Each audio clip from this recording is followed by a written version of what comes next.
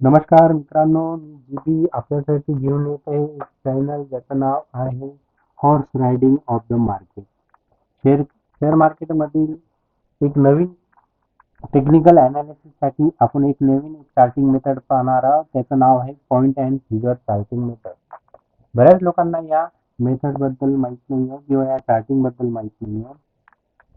आपण या व्हिडिओच्या माध्यमातून संपूर्ण पार्ट वाईज व्हिडिओ तयार करून एक चांगल्या प्रकारचं ज्ञान आपल्याला या चार्टिंग मेथड बद्दल देणार आहे. कॅन्डल स्टिक चार्ट पॅटर्न हे सर्वच लोकांना माहीत आहे. तरी पॉइंट अँड फिगर हे चार्टिंग मेथड सर्व लोकांना, मॅक्झिमम लोकांना नवीनच असेल. तरी आपण या व्हिडिओच्या माध्यमातून स्टेप बाय स्टेप आणि पार्ट वाईज आपले व्हिडिओ तयार करून संपूर्ण ज्ञान आपण या point and figure charting method बद्दल देणार आहे. यामध्ये शेअर मार्केटमधील टेक्निकल मध्ये पॉइंट अँड फिगर चार्टिंग मेथडच्या ट्रेडिंग हे एकदम ऑब्जेक्टिव्ह आहे. तर सुरुवातीला मी एक डिस्क्लेमर देत आहे की हा व्हिडिओ पूर्ण एज्युकेशनल पर्पजच्या हेतूने तयार केलेला आहे. तर चला तर मग सुरुवात करूया. सुरुवातीला शेअर मार्केटचा अनालिसिस करण्यासाठी एक दोन पद्धतीने एक अनालिसिस होते. एक टेक्निकल अनालिसिस आणि दुसरं आहे फंडामेंटल अनालिसिस. तर फंडामेंटल अनालिसिस मध्ये आपल्याला काही पडायचं नाही. आपण टेक्निकल अनालिसिस बघू.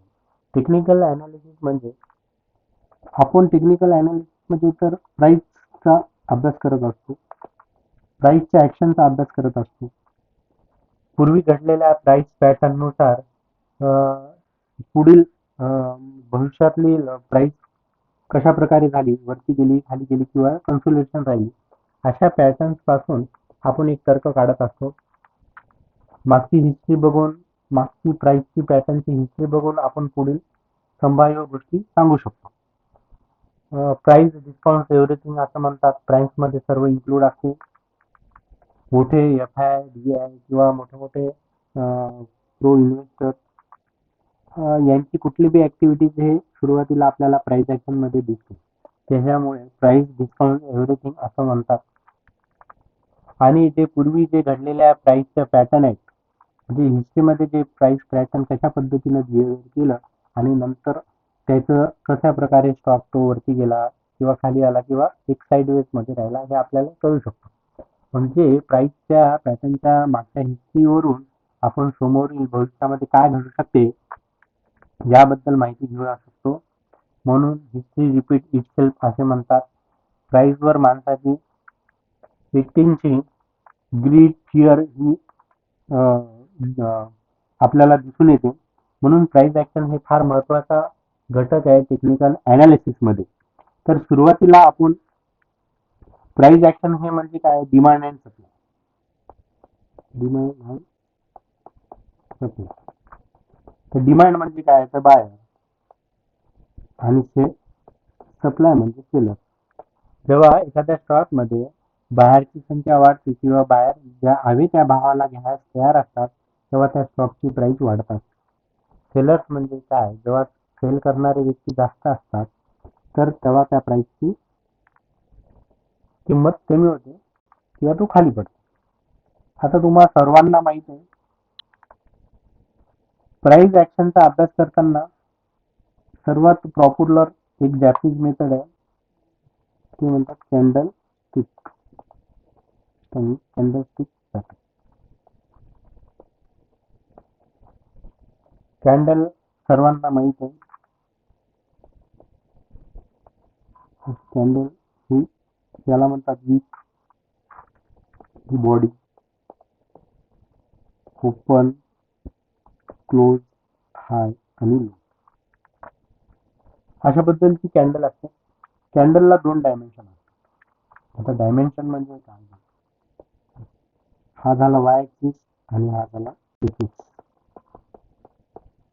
आपण शाळेमध्ये असताना शिकलेलो ग्राफ.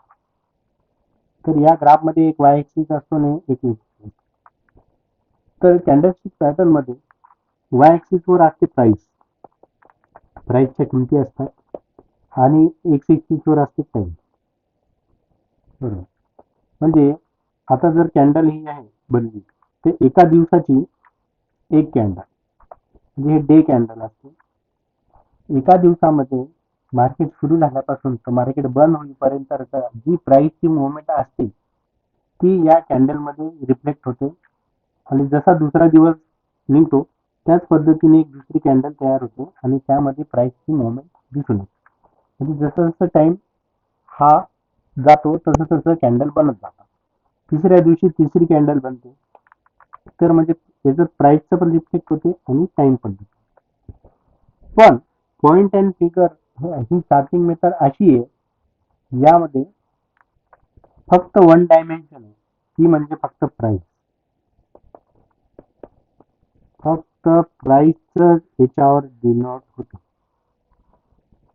म्हणजे याचा टाइम डिनोट करत नाही, फक्त प्राइस. प्राइस जर अप झाली तर अप डिनोट करेल, प्राइस जर रिव्हर्स झाली किंवा खाली आली तर ते देईल. म्हणजे हे वन डायमेन्शन आहे. बरोबर आहे. आता पॉइंट अँड फिगर ही चार्टिंग मेथड नवीन नाही. याचं सुरुवातीला आपण सर्वांनाच माहिती आहे, technical father of technical analysis कोणाला म्हणतात तर चार्ल्स डाव. चार्ल्स डाव हे वॉल स्ट्रीट इथे जनरल लिहित होते. म्हणजे एक मॅगझिन होती ती, त्या मॅगझिन मध्ये ते लिखाण करत होते आणि त्या लिखाणामध्ये त्यांनी पॉइंट अँड फिगरचा पण उल्लेख केलेला आहे. फार जुनी आणि ओल्डेस्ट चार्टिंग मेथड आहे, पण आपल्या बऱ्याच जणांना माहित नसल्यामुळे हे आपल्याला नवीन वाटतं. पण फॉरेन कंट्रीमध्ये या गोष्टी माहीत आहेत आणि त्यांनी याच्याबद्दल बरेच पुस्तकं पण आहेत. मी सांगेन ते अमेझॉनवर तुम्ही सर्च करेल तर तुम्हाला याच्याबद्दल अजून जाणून घेता येईल. त्याच्यामध्ये बघा, मी सांगतो तुम्हाला एक De Villiers and Owen Taylor यांचं एक point and figure charting method आहे. 1933 मध्ये हे पहिलं बुक त्यांनी लिहिलं. त्याच्यानंतर जेरमी डी प्लेसिसचं the definitive guide to point and figure हे बुक आहे. नंतर थॉमस डॉर्सीनं पण याच्यावर लिखाण केलेलं आहे, point and figure charting method. आणि रिसेंटली आपल्या इंडियामध्ये एक छान चांगल्या प्रकारचं पॉइंट अँड फिगर चार्टिंग मेथडवर एक छान पुस्तक दिलेलं आहे प्रशांत शहा यांनी, trading the market the point and figure. सर्व पुस्तकाचा हा सार यांनी एकदम या पुस्तकामध्ये दिलेला आहे. त्यांचे एक सॉफ्टवेअर पण आहे, ट्रेड पॉइंट सॉफ्टवेअर आणि आर झोन. यामध्ये त्यांनी फ्री ऑफ कॉस्ट हे point and figure charting available करून दिलेलं आहे. तर फार छान बुक आहे. मी सर्वांना सांगू इच्छितो की हे पुस्तक तुम्ही घ्या, वाचा. ॲमेझॉनवर अवेलेबल आहे आणि तुमचं मार्केटबद्दल पाहण्याचा दृष्टिकोन अगदी बदलून जाईल. बरोबर आहे. तर इथपर्यंत आपला हा पहिला व्हिडिओ होता. याच्यानंतर पॉइंट अँड फिगर हे कसे तयार होतात, कसं चार्टिंग मेथड असते, त्यातले सायन्स आर्ट्स आपण सर्व बघणार आहे ते पुढील भागामध्ये. धन्यवाद. जर व्हिडिओ आवडला असेल तर लाईक करा, सबस्क्राईब करा आणि सेकंड पार्टसाठी तयार राहा. मी लवकरच आपल्या सेवेत येतो.